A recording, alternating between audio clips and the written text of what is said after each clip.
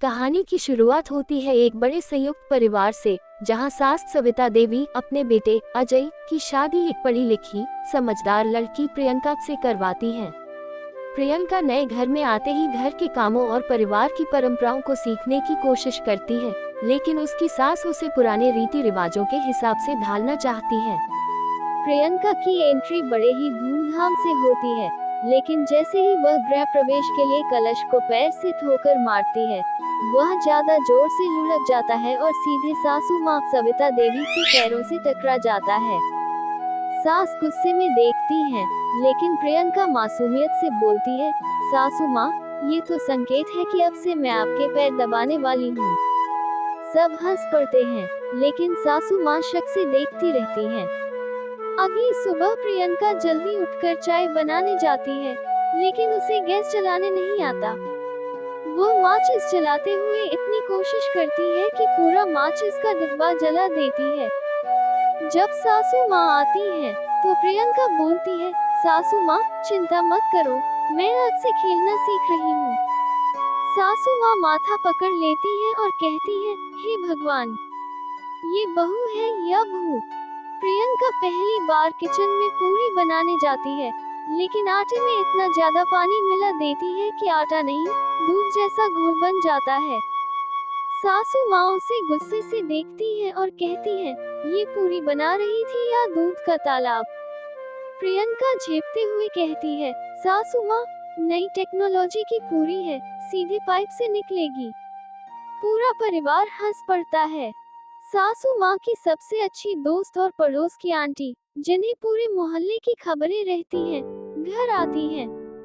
वे प्रियंका से पूछती हैं, तो बहू, कितने बजे उठती हो? प्रियंका तुरंत जवाब देती है, जब भी आँख खुलती है। सासू माँ उसे आँखें दिखाती है और धीरे से कहती है, बहू, ये वाली आंटी खतरनाक है, इनका जवाब संभल कर देना। अजय, प्रियंका का पति, ऑफिस से आते ही सोफे पर बैठ जाता है और टीवी चालू कर देता है। प्रियंका धीरे से पास आती है और कहती है, आज सासू माँ के साथ बहस हो गई, तुम मेरी साइड लोगे ना? अजय कुछ बोलता, इससे पहले ही सासू माँ पीछे से बोल पड़ती है, अगर बहू सही हो तो ही बोलना, वरना तेरा भी खाना बंद कर दूंगी।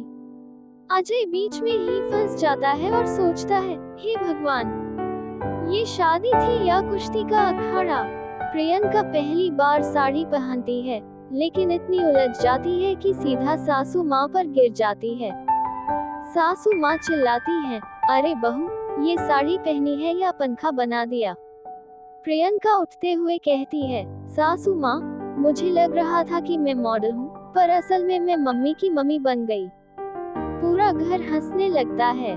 प्रियंका पहली बार हलवा बनाती है, लेकिन उसमें नमक डाल देती है। जब सासू माँ उसे चखती हैं, तो चेहरा ऐसा बन जाता है जैसे कोई हॉरर मूवी देख ली हो।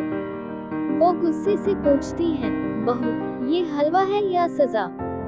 प्रियंका तुरंत बोलती है, सासू माँ, इसे स्पेशल टेस्ट कहते हैं।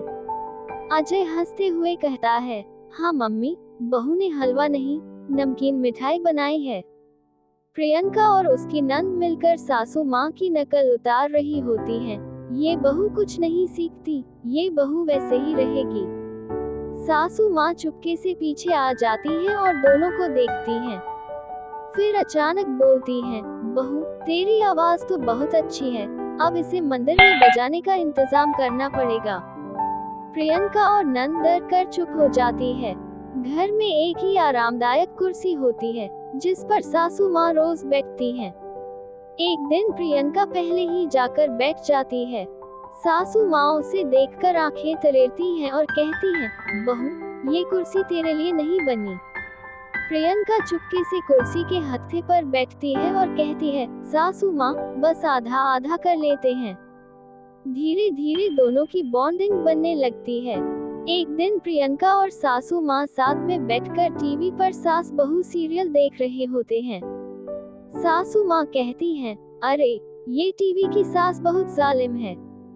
प्रियंका हंसकर बोलती है, हाँ सासू माँ, लेकिन असली वाली तो बहुत प्यारी होती है। सासू माँ मुस्कुराकर कहती हैं, हाँ हाँ, पता है तेरा मक्खन लगाने का स्टाइल। योजक चिन्ह, योजक चिन्ह, योजक चिन्ह। अंत में अब सास बहू का रिश्ता प्यार और हंसी मजाक से भर जाता है। दोनों एक दूसरे के बिना नहीं रह सकती।